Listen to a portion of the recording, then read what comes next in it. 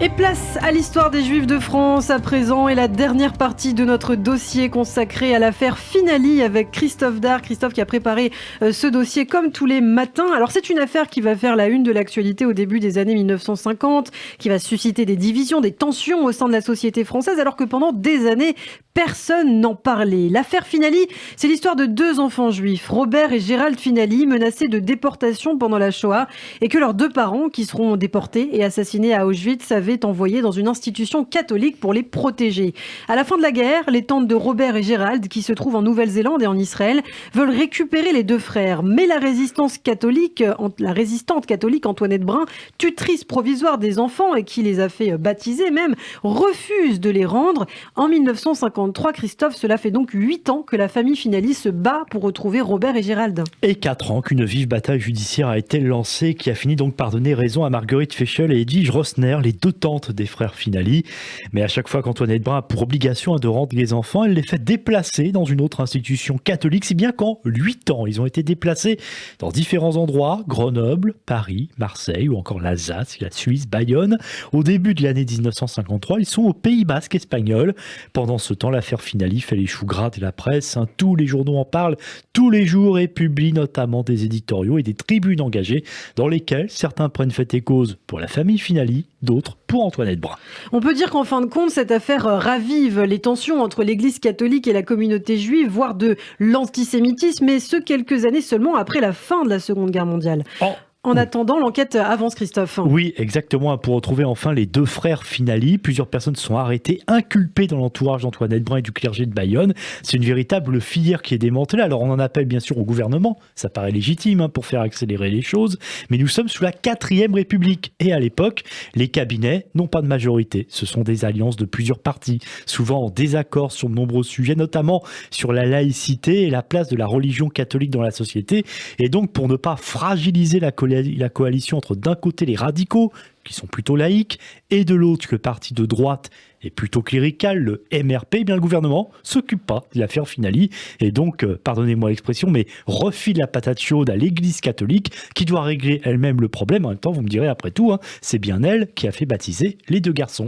Alors, puisque la justice et le politique ne suffisent plus, il faut que le dossier soit pris en charge par une autorité catholique. Et qui de mieux que celui que l'on appelle le primat des Gaules, la plus haute autorité catholique du pays. Et le primat des Gaules, c'est le cardinal Pierre Gerlier, archevêque de Lyon. Alors si vous vous souvenez bien, on a déjà rencontré Pierre Gerlier, car il a joué un rôle très actif pour sauver des juifs, des enfants juifs pendant la Shoah.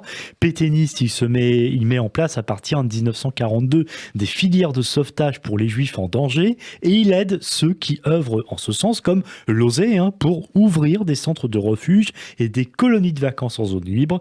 La médaille d'ailleurs de Juste parmi les nations du Yad Vashem lui sera décernée à titre posthume en 1980. Pierre Gerlier négocie avec le grand rabbin de France également, Jacob Kaplan, et la famille Finali, même si le rôle de l'archevêque de Lyon se révélera très ambigu dans ce dossier. Oui, car en fait, il est au courant de l'affaire depuis plusieurs mois. Et oui, une proche d'Antoinette Brun, mère Antonine, l'avait contacté pour qu'il puisse agir afin de placer les enfants dans une institution, ce à quoi Gerlier avait répondu par « C'est une nouvelle affaire Dreyfus que vous m'apportez là ». Il a ensuite en effet agi pour que les enfants soient placés et restent dans la foi catholique. Pierre Gerlier, dans l'affaire Finali, a donc joué un double jeu, si l'on peut dire, et a donné son aval pour que les frères passent en Espagne sous la protection de Franco. Le 6 mars 1953, un accord secret est finalement signé entre Pierre Gerlier, la famille Finali et le grand rabbin de France. Il prévoit que les deux enfants doivent être restitués à leur famille le plus rapidement possible et seront hébergés dans l'Oise à leur retour en France chez le secrétaire général d'une association d'anciens résistants. Et en contrepartie, la famille Finali doit s'engager à retirer ses plaintes contre les religieux. Et la personne qui va servir d'intermédiaire, c'est une religieuse ancienne résistante, elle aussi, Germaine Ribière, qui elle aussi d'ailleurs a sauvé des enfants juifs pendant la guerre. Preuve de l'émotion que suscite l'affaire Finali dans la communauté juive, le grand rabbinat de France demande symboliquement de réserver 2 places non occupées à l'intention des frères Finali lors des Seder de Pessah et à la table de Shabbat. Eh oui, exactement. Donc vous voyez, ça prend des proportions assez incroyables. Les semaines passent, les enfants ne sont toujours pas remis à la famille, malgré les efforts de Germaine Ribière. Alors bien sûr, là, à ce moment-là, c'est l'abattement quand même. qui gagne une partie de la communauté juive en se souvenant d'une affaire similaire un siècle plus tôt. En 1858, en effet, dans les États pontificaux, un enfant juif de 6 ans, Edgardo Mortara, avait été baptisé en secret par une servante. L'Église s'était emparée de lui, c'était un rapt, et refusait de le rendre à ses parents. Le scandale avait éclaté, provoqué d'ailleurs la création à Paris 2 ans plus tard de l'Alliance israélite universelle en 1860, mais l'enfant ne sera jamais rendu à la famille.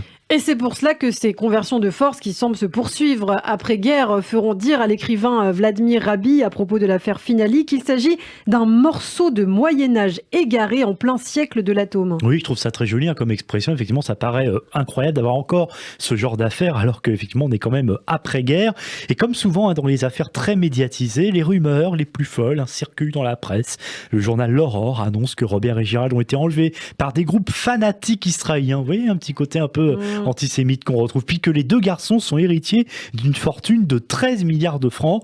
Le journal Le Monde, lui, pendant ce temps-là, s'inquiète de l'état de santé d'un des enfants et le journal Combat écrit même que l'un d'eux serait mort et enterré. Alors enfin, le 26 juin 1953, c'est la délivrance pour la famille Finali. Après 8 années d'un long combat, Robert et Gérald franchissent la frontière espagnole. Ils sont remis à la France par 2 religieux basques espagnols. Et aux côtés de Germaine Ribière, ils arrivent dans l'Oise, comme prévu. Alors vous imaginez bien sûr l'abattage médiatique, véritablement très présent, et rencontrent leur tante Edwige Rosner, enfin, avec laquelle ils vont partir quelques semaines plus tard en Israël, et oui, fin juillet 1953, alors que selon l'accord dont on avait parlé plus tôt, ils devaient rester au moins 4 mois en France, et bien donc ils partent plus tôt que prévu en Israël. Robert et Gérald reviennent au judaïsme, Gérald s'appelle désormais Gad Finali, Robert fait sa bar mitzvah, il reçoit un télégramme même de David Ben Gourion, le père de l'État d'Israël, et aussi un livre du Premier ministre Moshe Charet, et même une Bible du président du Parlement, Yosef Spinchak. Ça fait beaucoup de cadeaux. L'affaire Finali a détérioré les relations entre les autorités juives, en tout cas, et catholiques. Il faut attendre le 26 mars 1954 pour que le président catholique et les 3 vice-présidents juifs, protestants et orthodoxes de la Fédération des associations de l'amitié judéo-chrétienne de France signent une déclaration commune. Et oui, après des années d'affaires, il faut réparer les pots cassés. La Fédération qui précise, je la cite, « Un baptême contre la volonté des parents est condamnable, que les complicités pour soustraire les enfants à leur famille sont scandaleuses et que tout doit être fait pour empêcher la répétition d'une telle situation. En clair, vous l'aurez compris, hors de question qu'une nouvelle affaire Finali éclate à nouveau.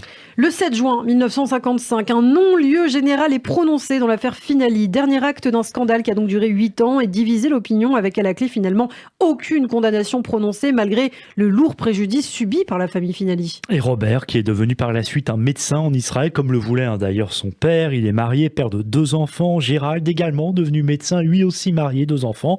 Ils ont aujourd'hui respectivement 81 et 80 ans, ils vivent toujours en Israël.